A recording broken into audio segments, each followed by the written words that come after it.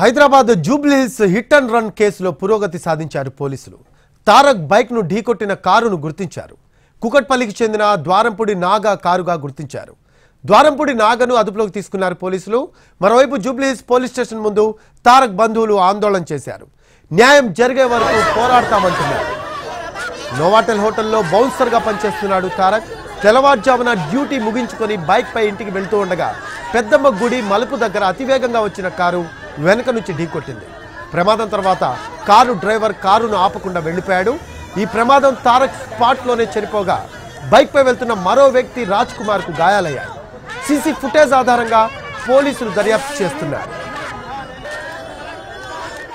Station పరిధిలో hit and run కేసులో మృతి చెందిన కుటుంబ సభ్యులు ప్రస్తుతం జూబ్లీహిల్స్ పోలీసు ఎదుట ఆందోళన దిగారు.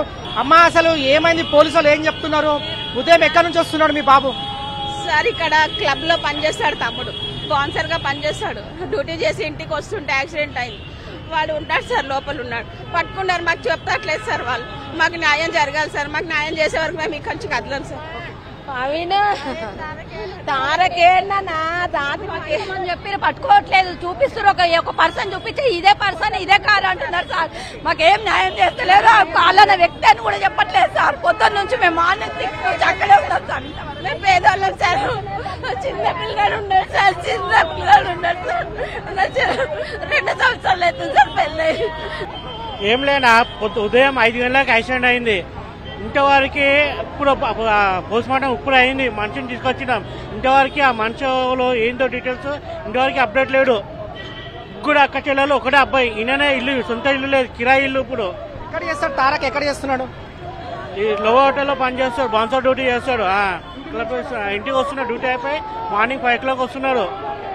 ఎట్లా జరిగింది అనుకుంటున్నారు? అలాగే ఇప్పటి వరకు పోలీసులు దర్యాప్తు చేస్తున్నాం అంటున్నారు, కానీ అసలు నిందితుడు వారని కూడా గుర్తించలేరు. ఎర్లీ మార్నింగ్ 4 o'clock అయింది.